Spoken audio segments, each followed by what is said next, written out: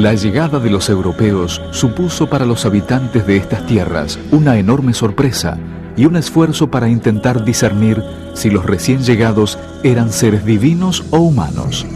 Muy pronto la duda cedió su lugar a la heroica resistencia ante la evidencia de las primeras masacres perpetradas por los invasores.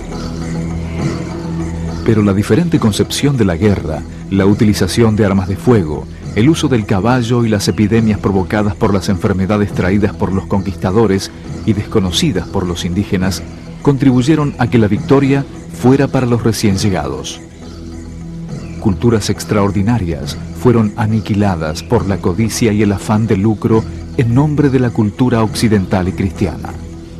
El indio, como llamaron los españoles a los habitantes de estas tierras, que bautizaron con el nombre de América, pasó a ser un instrumento de producción para las ambiciones de los conquistadores. En algunas regiones, como las zonas mineras de México y el Alto Perú, la explotación fue tan despiadada que determinó la casi extinción de la población local y los conquistadores debieron recurrir a la introducción de mano de obra esclava proveniente de África. Los africanos fueron inmigrantes involuntarios que realizaron valiosísimos aportes a la cultura americana. La mayor parte del actual territorio argentino había sido una zona marginal del Imperio Español. Estas tierras, a diferencia de las regiones de México o Perú, carecían de metales preciosos o productos de interés para la metrópoli y quedaron fuera de las rutas comerciales establecidas por el imperio para el comercio transatlántico. La actual Argentina pertenecía al Virreinato del Perú. Durante siglos, los intereses de los comerciantes de Lima determinaron la política española para estos territorios. Los intereses del comercio peruano y los del gobierno español se complementaban. La corona aplicaba su política mercantilista prohibiendo el tráfico de ultramar hacia Buenos Aires. La apertura de un puerto en Buenos Aires significaría un vuelco de todo el comercio del territorio hacia esta zona, en detrimento de los intereses limeños.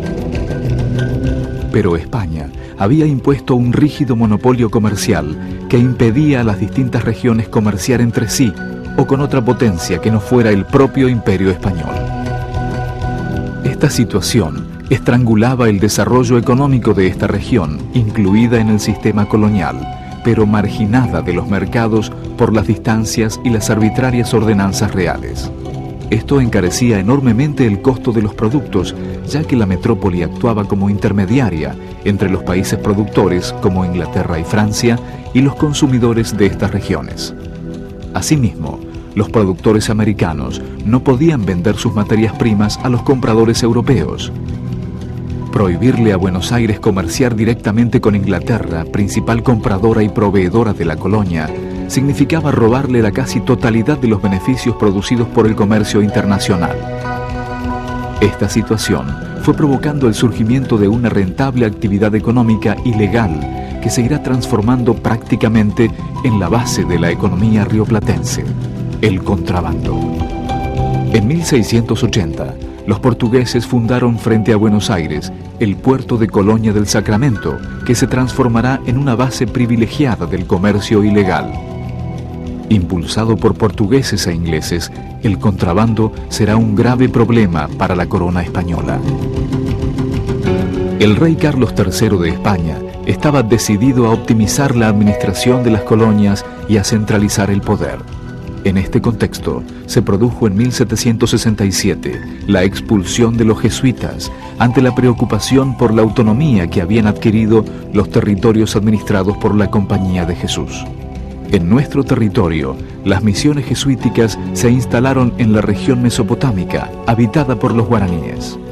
Se produjo un proceso de transculturación en el cual los guaraníes fueron perdiendo su identidad cultural y se vieron obligados a asimilar la cultura y la religión impuesta por los jesuitas. Dentro de las misiones, se les daba a los indígenas un trato más humanitario que en el resto del territorio colonizado y estaban a salvo de la esclavitud y de los servicios personales. La división de la tierra comprendía una parcela individual cultivada por los jefes de familia y una zona común para la explotación comunitaria. Las misiones gozaban de una amplia autonomía económica y administrativa y los colonos españoles no podían ingresar a ellas. El auge del contrabando fue uno de los motivos que llevó al monarca Carlos III a tomar la decisión de crear en 1776 el Virreinato del Río de la Plata y designar a don Pedro de Ceballos como primer virrey de estas tierras. La inclusión del Alto Perú con las minas de Potosí garantizó los recursos necesarios para sostener a la nueva estructura administrativa. La implantación del virreinato significó el predominio de los intereses portuarios de Buenos Aires sobre los del resto del territorio virreinal. La economía del interior se basaba en el trabajo agrícola y la industria doméstica, que alcanzaba para abastecer al mercado interno. La riqueza de Buenos Aires era comercial y reposaba sobre el intercambio de materias primas. En la pampa interminable, las vacas y caballos dejados por Pedro de Mendoza se habían multiplicado por miles y constituían por sí mismos la verdadera riqueza de estas tierras. La actividad económica casi exclusiva fue la ganadería, con su escasísima demanda de mano de obra e inversión. Bastaban un capataz y 10 peones para cuidar 10.000 cabezas de ganado vacuno. La capital se transformó en el centro del comercio ultramarino y creció enormemente el poder y la influencia de los comerciantes intermediarios porteños. En 1794 se autoriza el comercio con naves extranjeras y se crea el consulado para, entre otras cosas, controlar esta actividad. Es designado secretario del nuevo organismo un criollo educado en España, muy influido por las nuevas doctrinas económicas, Manuel Belgrano. También serán órgano de difusión de las nuevas ideas los periódicos que comienzan a circular en Buenos Aires. En 1801, Francisco Cabello funda el Telégrafo Mercantil y al año siguiente, Hipólito Vieites publica el Semanario de Agricultura, Industria y Comercio. Tenés la serie de los periódicos de ese momento que tienen una fuerte impregnación economicista, en tanto el eje de todo esto es el logro de la apertura de los ríos y de un relativo ablandamiento en el monopolio español, que va creciendo desde fines del siglo XVIII hasta, digamos, en 1810, ¿sí? Vos me preguntás por Vieites. Pues bien, ahí también tenés una serie de periódicos. Decíamos, el Telégrafo Mercantil es 1801-1802. General, ¿sí?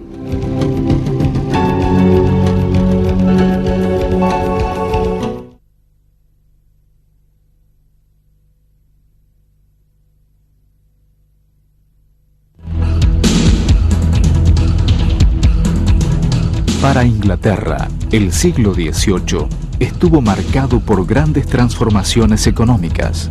Cambió la modalidad de explotación de la tierra, cercamiento de los campos, rotación de cultivos, uso de algunos fertilizantes, mejoras en el instrumental de labranza, reducción del personal al mínimo imprescindible.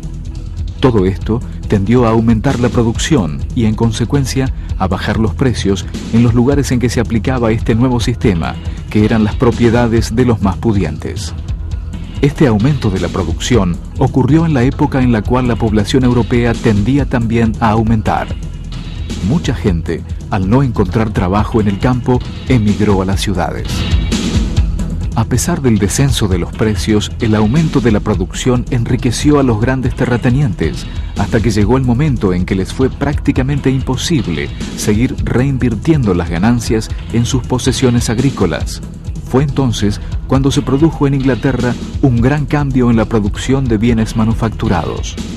Durante el siglo XVIII, las carencias técnicas que impedían o dificultaban la producción habían representado desafíos a las mentes ágiles y prácticas de muchos británicos. Hacia fines de siglo, las industrias textiles comenzaron a disponer de adelantos tecnológicos revolucionarios que les permitían aumentar y mejorar la producción.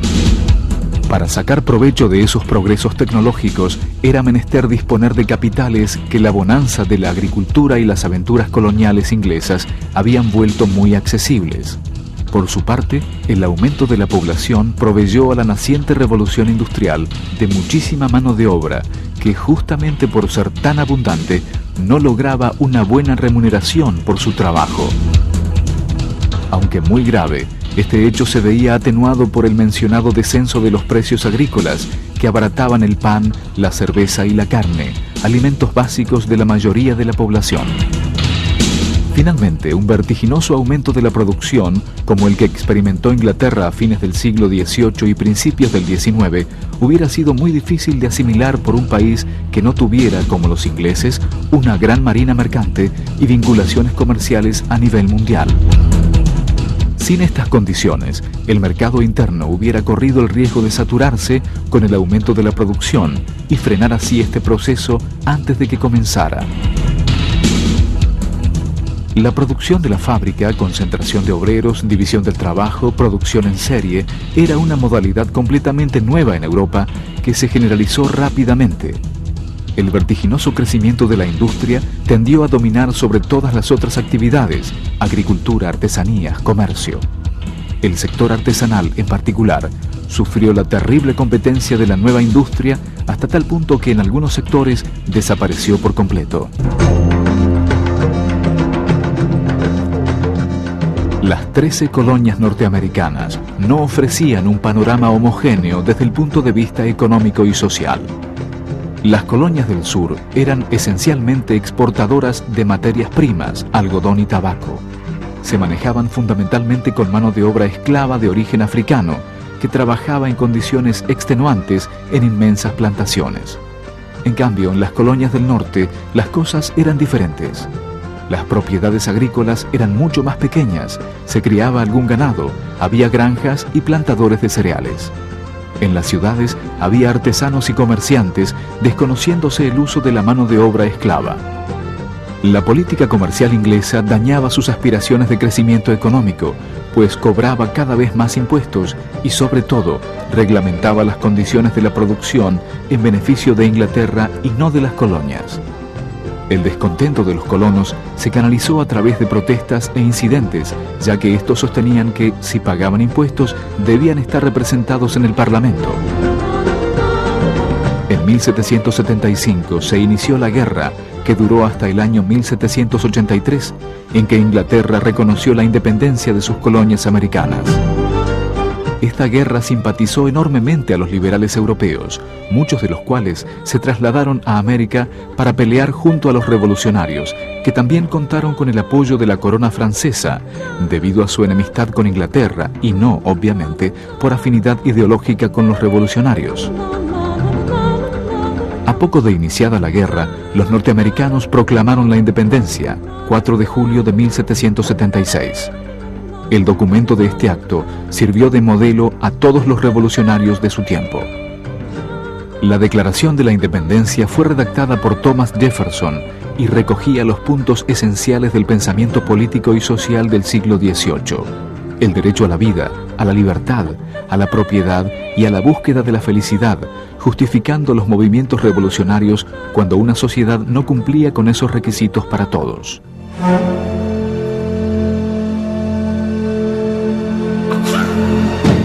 Las reformas borbónicas, con su afán centralizador y recaudador, significaron un aumento de la opresión de los indígenas.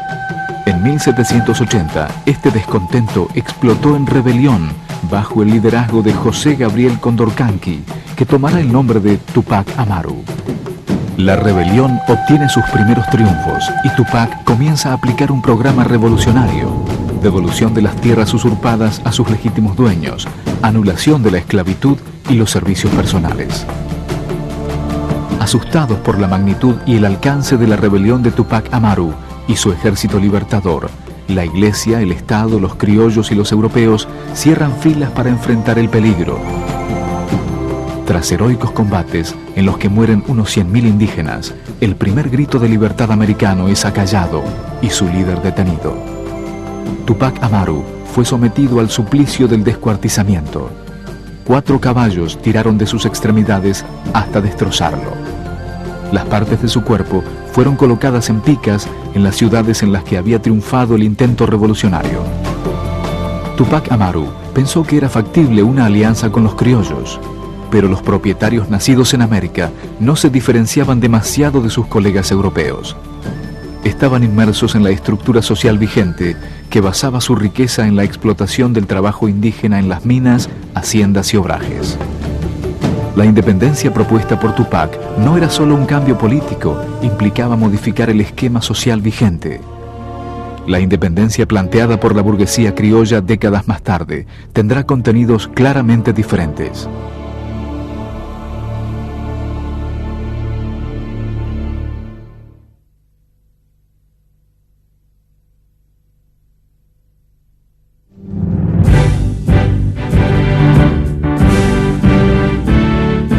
Con la Revolución Francesa, iniciada en 1789, comienza en Occidente la Edad Contemporánea. El siglo XVIII europeo fue el de la Ilustración, la enciclopedia y el encumbramiento de Inglaterra como gran potencia colonial, comercial y mundial. Este mundo nuevo produjo la caída del viejo.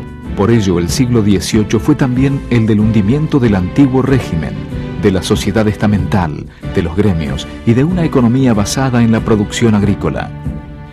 La Revolución Francesa significó el principio del fin del absolutismo monárquico y el triunfo de los principios de soberanía popular y división de los poderes. Muchos son los que vieron en la Revolución el triunfo de las ideas de la burguesía, identificada con las ideas liberales, ideas basadas en la defensa de las libertades individuales, en el derecho de cada hombre a ejercer sus derechos esenciales, la libertad de expresión, de comercio, el derecho a la propiedad y a la seguridad. Por primera vez se proclamó la existencia de los derechos que todo hombre posee como hombre y como ciudadano, a partir de un principio hasta ese momento desconocido, la igualdad ante la ley. De todas las revoluciones contemporáneas, la francesa fue el único gran movimiento de ideas que produjo un efecto real sobre todo el mundo. Junto con la Revolución Norteamericana, la Revolución Francesa impuso el constitucionalismo. Al imponer los principios de soberanía popular y abolir la monarquía, Francia quedó enfrentada a toda la Europa monárquica. Así comenzó una prolongada guerra que se extendería por 23 años. Para hacer frente a tan formidable enemigo, fueron movilizados los sectores populares urbanos que con los jacobinos llegaron a tener presencia en el gobierno revolucionario. En 1794, desaparecido el peligro de una derrota, la alta burguesía, integrada por grandes comerciantes, financistas, banqueros y propietarios de industrias, se hizo cargo del poder. Fue la alta burguesía la que recurrió a Napoleón Bonaparte en 1799. Napoleón se autocoronó emperador en 1804 y continuó con la expansión militar francesa. La política expansionista napoleónica debía enfrentarlo a Inglaterra, que no podía tolerar en plena revolución industrial la pérdida de todo el mercado europeo. En 1804 recomenzó la guerra entre España e Inglaterra. Un año después, la flota española es destruida por los británicos en la célebre batalla de Trafalgar. Inglaterra era la indiscutida reina de los mares y se lanzaba a la conquista de mercados para los productos de la revolución industrial.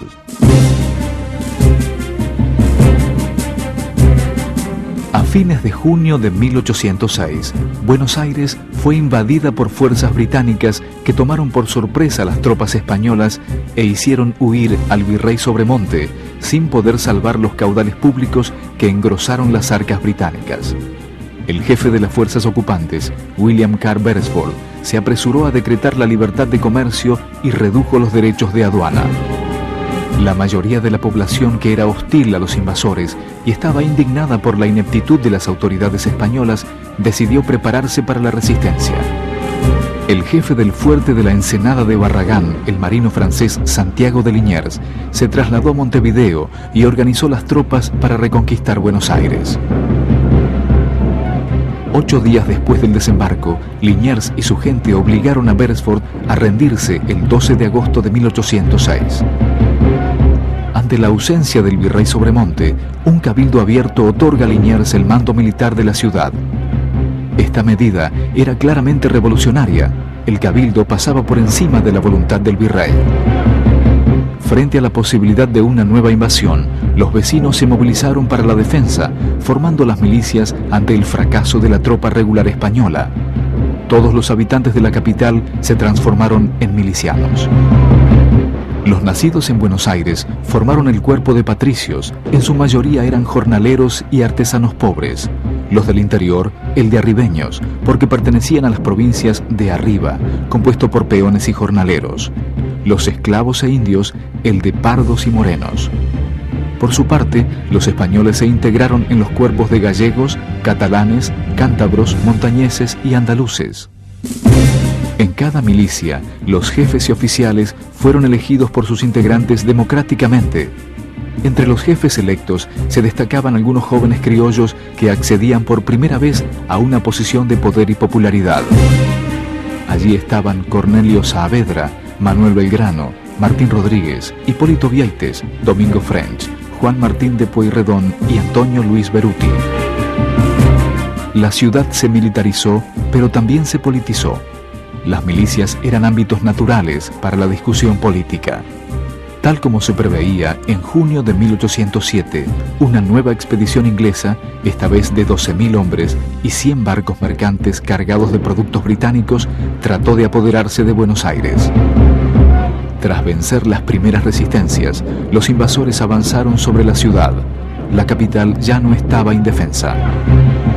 El comerciante español Martín Álzaga, alcalde de la ciudad, había alistado las tropas y organizado a los vecinos. Cuando los ingleses pensaban que volverían a desfilar por las estrechas calles, desde los balcones y terrazas fueron recibidos a tiros, pedradas, torrentes de agua y aceite hirviendo. Entre sorprendidos y chamuscados, los ingleses optaron por rendirse.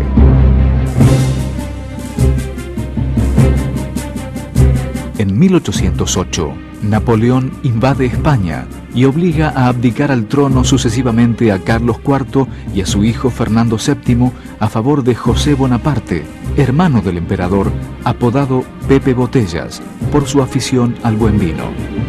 A poco de asumir, José Bonaparte sancionó una constitución liberal a la que los españoles llamaron la Pepa. El día de su sanción, hubo grandes festejos al grito de ¡Viva la Pepa! Pero el pueblo español no aceptó esta situación irregular y se organizó en juntas de gobierno en las principales ciudades para llevar adelante la resistencia contra el invasor. La Junta Central de Sevilla coordinaba la acción de todas las demás. En Buenos Aires, tras la derrota de los ingleses, el Cabildo nombró a Liniers virrey interino. Sobremonte desconoció el nombramiento y, según su costumbre, vuelve a huir, esta vez a Montevideo, donde encontró el apoyo del gobernador Elío, quien no reconoció la autoridad de Liniers. Los comerciantes y milicianos españoles encabezados por Álzaga quisieron aprovechar el origen francés del virrey Liniers para acusarlo de colaborador de Napoleón y destituirlo. Organizaron un motín en enero de 1809. Liniers fue defendido por las milicias criollas y los amotinados derrotados y encarcelados. Tras la derrota, todas las milicias españolas fueron desarmadas y disueltas. Para aplacar los ánimos, la Junta de Sevilla decidió poner fin al interinato de Liniers y enviar al Plata un nuevo virrey, don Baltasar Hidalgo de Cisneros. Cisneros trató de adoptar una actitud conciliadora. Disolvió la Junta de Montevideo, pero confirmó a Elío como gobernador. A las milicias españolas se les restituyeron las armas. El nuevo virrey, apodado El Sordo, tuvo sin embargo que escuchar los informes que venían del Alto Perú y le anunciaban que en las ciudades de Chuquisaca y La Paz, en mayo de 1809, se estaban produciendo movimientos revolucionarios. Una proclama de los rebeldes, entre los que se destacaba el joven Bernardo de Monteagudo, decía: «Hemos guardado un silencio bastante parecido a la estupidez. Ya es tiempo de levantar el estandarte de la libertad en estas desgraciadas colonias, adquiridas sin el menor título y conservadas con la mayor injusticia y tiranía». Cisneros ordena una cruel represión que provoca centenares de muertos. La situación del virreinato era complicada. El comercio estaba paralizado por la guerra entre España y Napoleón, que provocaba una enorme disminución de las rentas aduaneras de Buenos Aires, principal fuente de recursos. Un joven y talentoso abogado, asesor del Cabildo, presenta un alegato contra el monopolio comercial español, la representación de los hacendados. Allí, Mariano Moreno solicita la libertad de comercio para los productos de la región. Ante la desesperante escasez de recursos, el nuevo virrey toma una medida extrema, aún contra la oposición del consulado. Aprueba un reglamento provisorio de libre comercio que ponía fin a siglos de monopolio español y autorizaba el comercio con los ingleses. Un memorándum del Foreign Office de 1809 decía: sea que sigan dependiendo de España o que formen gobiernos independientes, lo cierto es que los sudamericanos en este momento abren sus brazos a Inglaterra. Es indiferente en qué forma buscan nuestra ayuda, siempre que el incremento de los negocios y el nuevo mercado que nos ofrecen para la venta de nuestras manufacturas compense nuestra protección.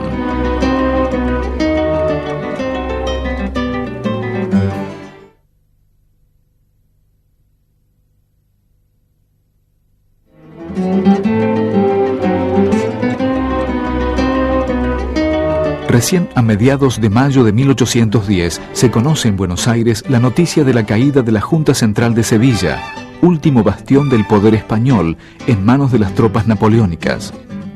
El virrey Cisneros debió reconocer públicamente las novedades de España el 18 de mayo. Ante la gravedad de los hechos, los vecinos solicitaron la convocatoria a un cabildo abierto que se concreta el día 22.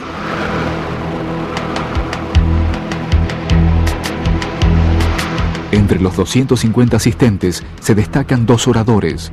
El obispo Benito Lué expuso la postura más conservadora. Mientras haya un español en América, este tendrá autoridad sobre los americanos, dijo.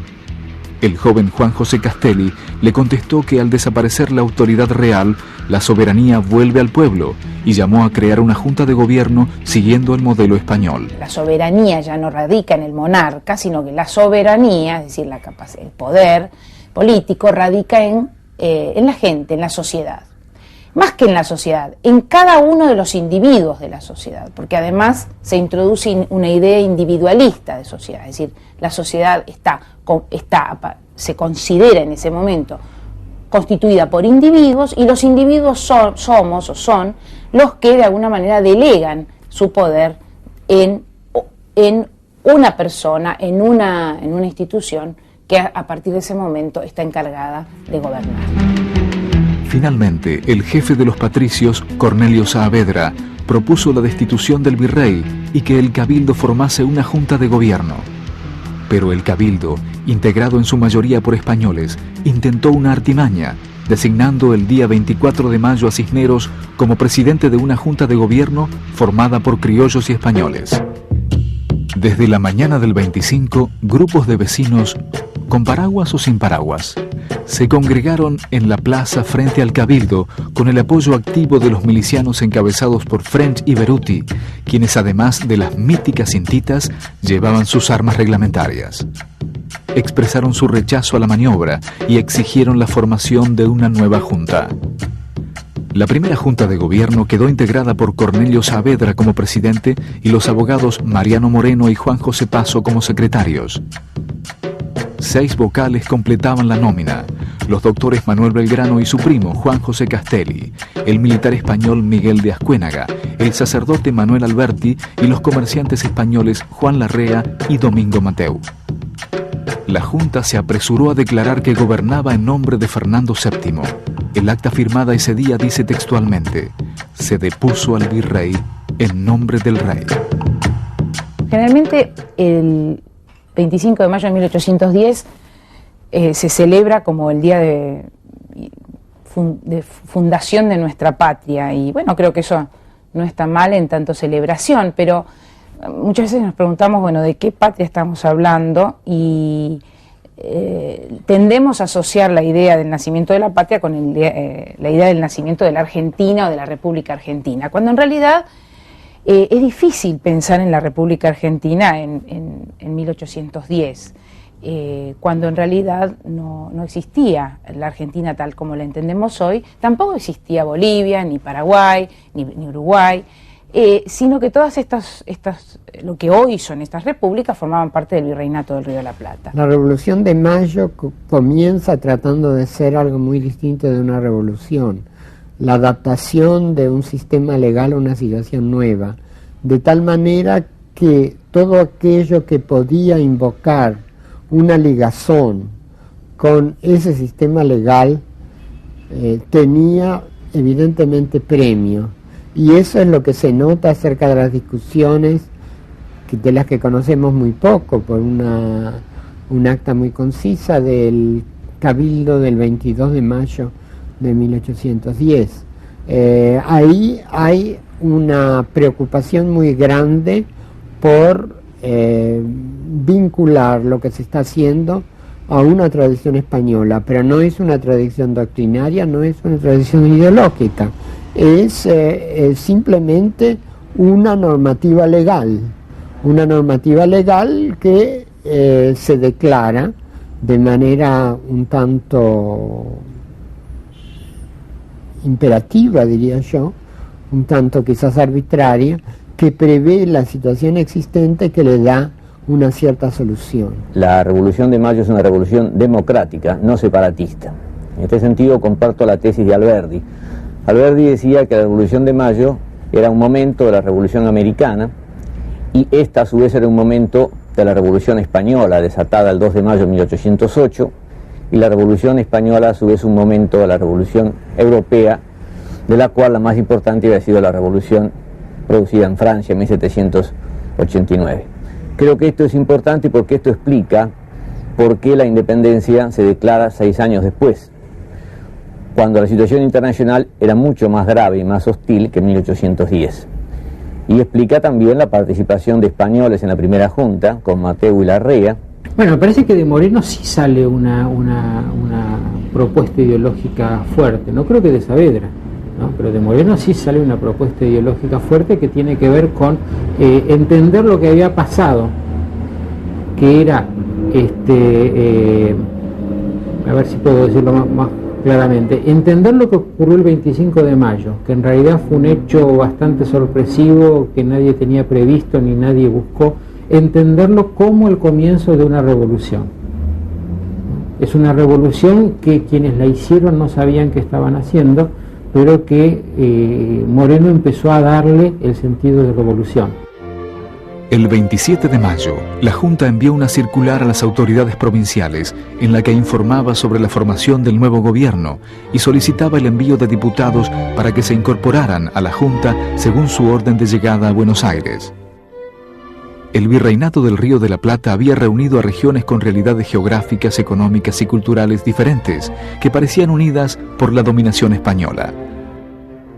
Las luchas por la emancipación descubrirán otra realidad. La unión entre las distintas regiones y sociedades era muy débil. Buenos Aires, ciudad portuaria y foco del movimiento revolucionario, era partidaria del régimen de libre intercambio de productos en todo el territorio del ex virreinato y pretendía convertirse en el punto obligado de la exportación de productos ganaderos y de las importaciones de los países industrializados europeos, especialmente Inglaterra. Esta situación no podía ser aceptada por las provincias del interior, que encontraban dificultades para competir con los productos más baratos procedentes de Europa. En este sentido, la revolución no supuso ventajas económicas para el interior. En junio de 1810 nace el órgano de difusión de los ideales de la Junta. Bajo la dirección de Mariano Moreno, la Gaceta de Buenos Aires se transformará en un importante medio de expresión de los ideales revolucionarios. Aparece Moreno como la figura central que prácticamente controla el gobierno con un gran ímpetu y que sostiene en algunos artículos de la Gaceta que hay que prevenirse contra el extranjero, o en algunos artículos del plan o en una parte del plan de operaciones, de que debe actuarse con suma prudencia con respecto a las relaciones con Gran Bretaña, vista el sometimiento en que Gran Bretaña tiene a Portugal, por ejemplo, y consiguientemente a Brasil.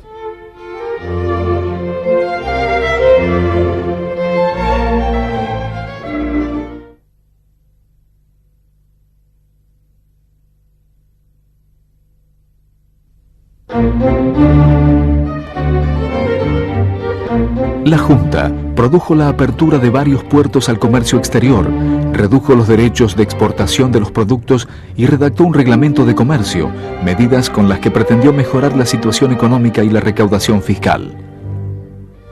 La Junta, además, decretó la expulsión de los españoles de los cargos públicos y suprimió los honores a los funcionarios. Pero a poco de asumir el nuevo gobierno, se evidenciaron las diferencias entre el presidente Saavedra y el secretario Moreno. Moreno encarnaba el ideario de los sectores que propiciaban algo más que un cambio administrativo. Se proponían cambios económicos y sociales más profundos. Pensaba que la revolución debía controlarse desde Buenos Aires. Saavedra, en cambio, representaba a los sectores conservadores favorables al mantenimiento de la situación social anterior y era partidario de compartir las decisiones de gobierno con las otras zonas del territorio. La primera junta pronto comprendió que se hacía indispensable llevar los objetivos revolucionarios a otros pueblos, como así también asegurar su propia supervivencia ante la certeza de que la corona española no se quedaría de brazos cruzados, por lo que organizó diferentes expediciones militares. En Córdoba, el ex virrey Liniers, junto a un grupo de funcionarios españoles desocupados, organizaron una sublevación que puso en peligro la continuidad de la revolución. Liniers y su gente se proponían tomar la provincia, marchar sobre Buenos Aires, derrocar a la Junta y reinstalar un gobierno español. La gravedad de la situación forzó a la Junta a enviar una fuerza militar al mando de Juan José Castelli, Juan Ramón Balcarce y Antonio Beruti, con la orden de terminar con la contrarrevolución y fusilar sumariamente a los cabecillas. Así se hizo. Liniers y sus cómplices fueron fusilados en el paraje de Cabeza de Tigre en julio de 1810. Este episodio terminó de decidir a las autoridades de la Junta de la necesidad de imponer la revolución por las armas. El proyecto de la Revolución de Mayo es el plan de operaciones de Moreno, es decir, ampliar la revolución hacia el Paraguay, hacia el Alto Perú, avanzar en el terreno económico. Él plantea en el plan de operaciones la necesidad de construir fábricas estatales de pólvora y de fusiles, cosa que lo lleva a cabo en Buenos Aires, en Córdoba y en Tucumán, y además aplicar una represión muy fuerte, bueno, que es sabido que se lleva a cabo el fusilamiento de Liniers, después se fusila en el norte a Paula Sanz, Córdoba y Nieto, se destierra al virrey y a los oidores.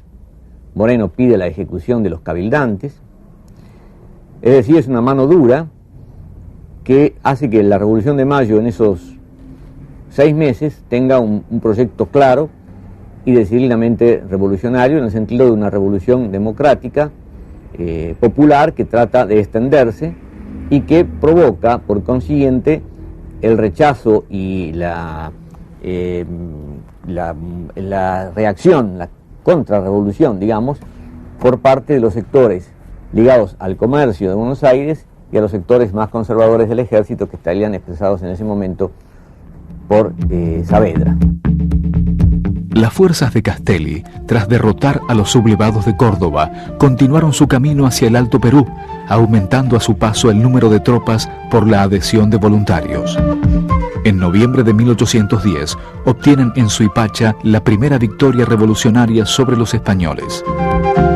A su llegada al Alto Perú, Castelli puso en marcha una serie de medidas de carácter netamente revolucionarias que incluían la abolición de los servicios de trabajo de los indios, como la mita, y declaraba la igualdad de derechos. Esto le valió la oposición de las élites locales que deseaban expulsar a los españoles, pero querían mantener sus sistemas de producción que se basaban justamente en la explotación de la mano de obra indígena. La expedición al Paraguay, dirigida por Manuel Belgrano, terminó también en un fracaso para las armas criollas y en la consecuente pérdida de ese territorio. El virreinato estalla después de la revolución.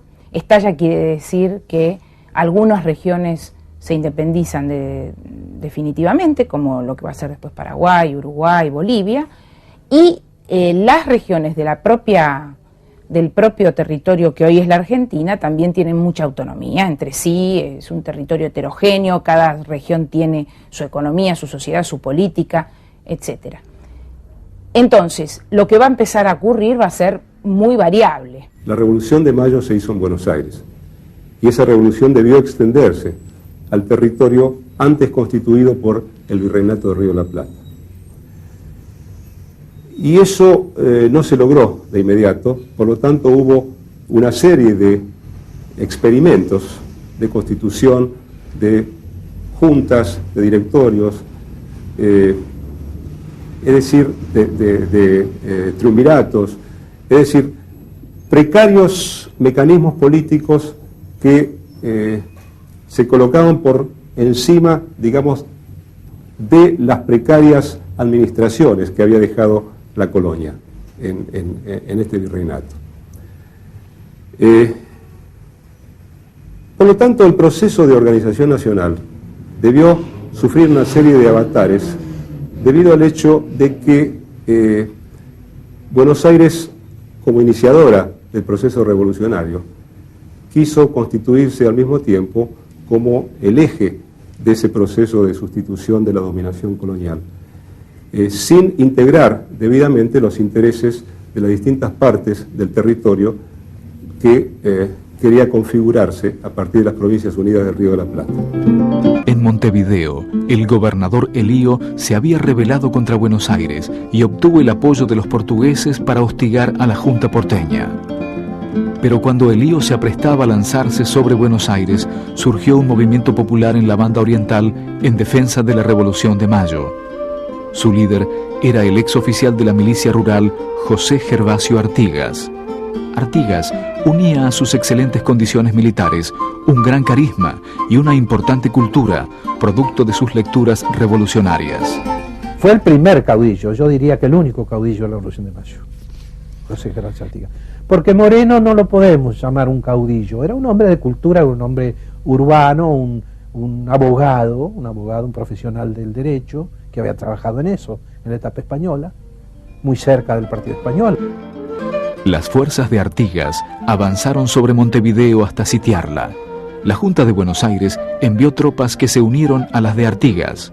Elío, con apoyo portugués, logró resistir y firmar una tregua. Pero al poco tiempo se reinició el conflicto que se prolongaría hasta 1814. Durante los primeros años del siglo XIX, tanto en Buenos Aires como en las provincias del litoral, comenzaron a surgir nuevas organizaciones económicas, la estancia y el saladero. Con los saladeros, el vacuno y la producción de carne pudieron ser aprovechados integralmente. La carne salada, llamada tasajo, fue exportada a Cuba y Brasil para el consumo de esclavos. Esto contribuyó a consolidar el poder económico y político de hacendados y saladeristas. Las provincias del litoral eran las que más cerca estaban de las aspiraciones porteñas. Acordaban en eliminar las barreras aduaneras y aumentar el intercambio con el exterior, pero exigían que Buenos Aires dejara de manejar la aduana y por lo tanto pedían su nacionalización. También pretendían que se aceptara la libre navegación de los ríos interiores, el Uruguay y el Paraná, para que los productos del exterior arribaran directamente de sus lugares de origen a los puertos provinciales sin pasar por Buenos Aires.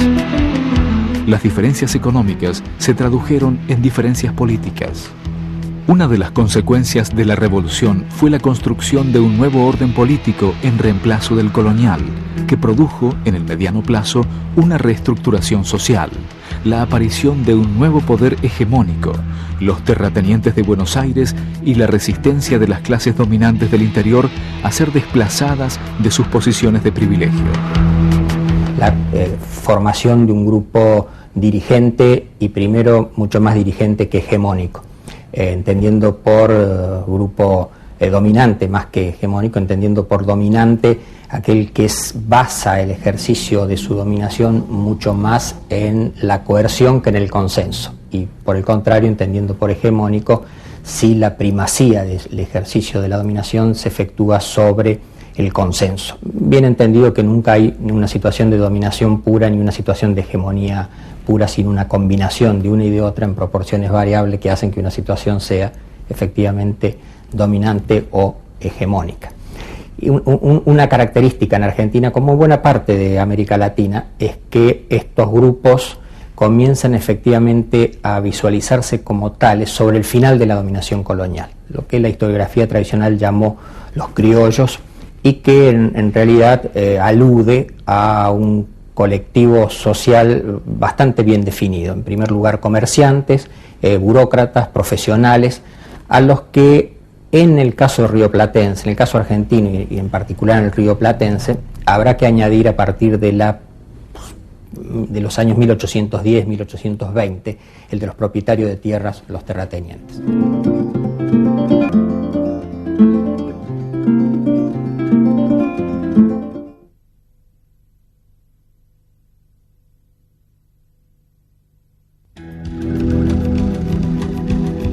Entre tanto, en Buenos Aires se ahondaban las diferencias entre Saavedra y Moreno. Moreno, preocupado por los sentimientos conservadores que predominaban en el interior, entendió que la influencia de los diputados que comenzaban a llegar sería negativa para el desarrollo de la revolución y se opuso a su incorporación al Ejecutivo. Triunfó la posición encabezada por Saavedra y Moreno se vio obligado a renunciar y a alejarse del país, encabezando una misión diplomática en diciembre de 1810. Morirá misteriosamente en alta mar el 4 de marzo de 1811. Saavedra lanzará su famosa frase: hacía falta tanta agua para apagar tanto fuego. Y bueno, rápidamente no nos impliquemos en la posibilidad de que haya sido envenenado, pero desaparece del mapa. El mismo hecho de mandarlo a Europa es sacarlo de la escena de la cuestión. Tras la renuncia de Moreno, los diputados provinciales se incorporan a una junta grande. El deán Funes, representante de Córdoba, lideró a los sectores que no estaban de acuerdo con los cambios radicales propuestos por los morenistas y se alió con los saavedristas, cuya tarea más importante fue la elaboración del reglamento del 10 de febrero de 1811, por el cual se creaban juntas provinciales de gobierno en las intendencias, presididas por sus respectivos gobernadores intendentes, las que se ocuparían de todos los asuntos públicos, aunque subordinadas a la Junta Superior, esto es, a la Junta Grande. Por cierto, dicho instrumento de gobierno mostraba a las claras la subordinación a Buenos Aires, lo que disgustó a muchos hombres del interior. Pero la Junta Grande estaba muy complicada en sus luchas internas, lo que la tornaba sumamente ineficiente.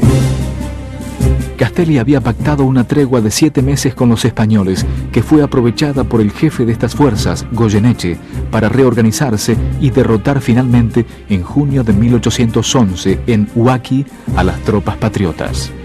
El desastre de Huaki implicó de hecho la pérdida del Alto Perú, con sus recursos minerales y la ocupación de Salta y Jujuy por los españoles. La derrota desprestigió aún más a la Junta Grande. Los saavedristas perdieron peso político y se decidió modificar la estructura del gobierno, creando un ejecutivo de 3 miembros. El triunvirato quedó integrado por Juan José Paso, Feliciano Chiclana y Manuel de Zarratea. Bernardino Rivadavia ocupó el cargo de secretario y será el ideólogo del nuevo gobierno. La confusión política fue en aumento.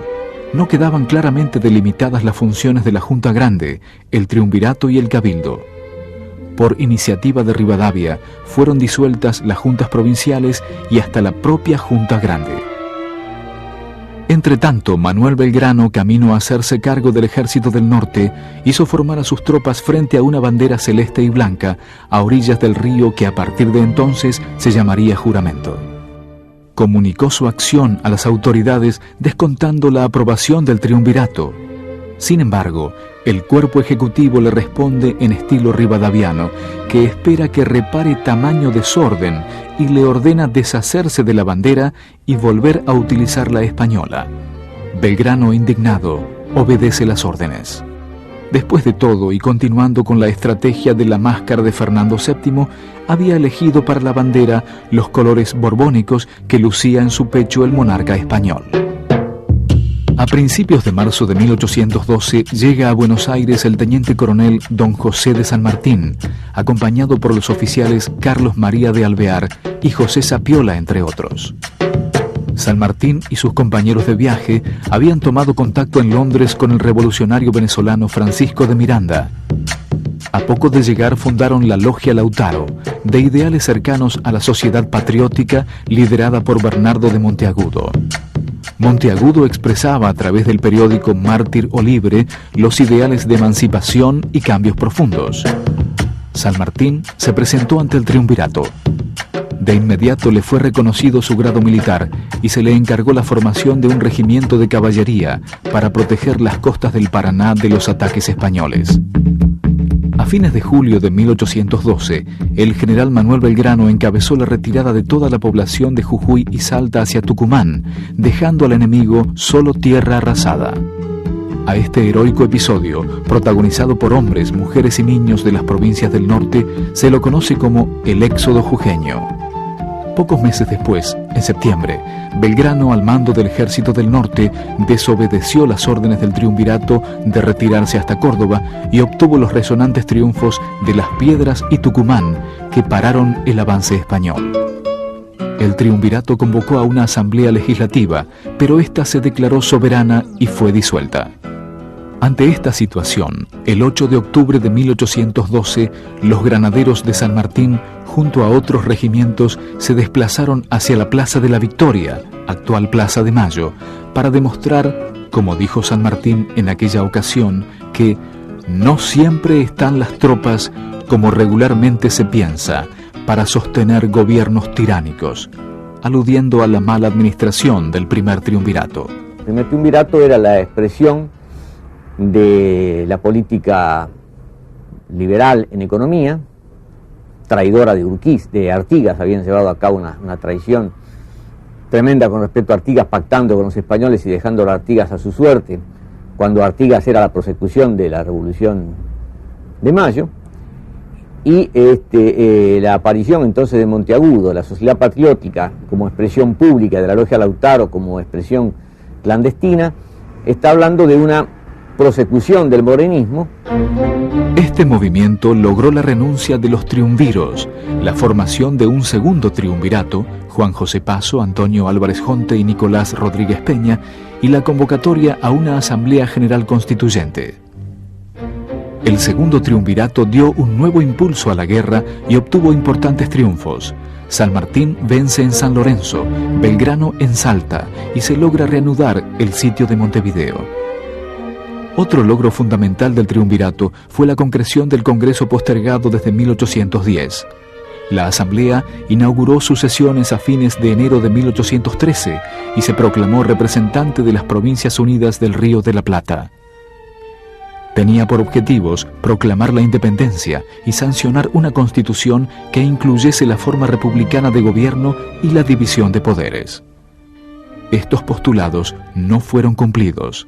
Sin embargo, la obra de la Asamblea fue importante porque se convirtió en una especie de declaración de principios que sirvió de antecedente en los futuros proyectos constitucionales. Si bien ya se habían suscitado problemas entre Artigas y las autoridades de Buenos Aires, durante la reunión de la Asamblea se produjo un nuevo distanciamiento entre ambos por el rechazo de los diputados orientales. La Asamblea del año 13, presidida por Alvear, temía que la incorporación de los artiguistas produjera una virtual alianza entre el caudillo oriental y San Martín para apurar una declaración de independencia en contra de los intereses del grupo alvearista. Los representantes de Artigas traían instrucciones muy precisas que no eran del agrado de la clase dirigente porteña: inmediata declaración de independencia, constitución republicana, gobierno central con respeto a las autonomías provinciales y el establecimiento de la capital fuera de Buenos Aires. Las élites porteñas temían que la influencia del caudillo oriental se extendiera al resto de las provincias. Veían en la acción de Artigas un peligroso ejemplo que propugnaba un serio cambio social. El reparto de tierras y ganado entre los sectores desposeídos, concretado por Artigas en la banda oriental, bien podía trasladarse a la otra margen del Plata y poner en juego la base de su poder económico. Desde el momento en que la independencia se produjo por el desplome de la monarquía española y la debilidad de la monarquía ibérica, los principales grupos dirigentes de las principales ciudades iberoamericanas se encontraron con el problema de la necesidad de garantizar la continuidad de un orden social legítimo para poder seguir viviendo, comerciando, traspasando bienes por herencia, etcétera, para que estas sociedades no cayeran justamente en la anarquía. De hecho, todo el núcleo de las familias dominantes de Buenos Aires que formaron parte de la interpretación no solo tradicional de la historia, sino incluso del imaginario social argentino, los Anchorena, los Santa Coloma, los Álzaga, los Unzué, los Sáenz Valiente, Pueyrredón, Alvear, etc. De hecho, fueron familias de comerciantes y usureros de la ciudad de Buenos Aires que entre las décadas de 1810 y 1820 aprovecharon las excelentes facilidades para hacerse de tierras en la provincia a costos irrisorios y sobre esa base montar una nueva unidad de producción, la estancia que había comenzado a constituirse a finales del siglo XVIII y sobre esa base construir su poderío económico. La Asamblea del año 13 aprobó el uso de los símbolos patrios desechados por el primer triunvirato como la bandera, la escarapela, el escudo y el himno nacional, que proponía coronados de gloria vivamos o juremos con gloria morir. En lo social, la Asamblea declaró libres a los hijos de los esclavos, suprimió la mita y el yanaconazgo, abolió los títulos de nobleza, prohibió y mandó a destruir los instrumentos de tortura.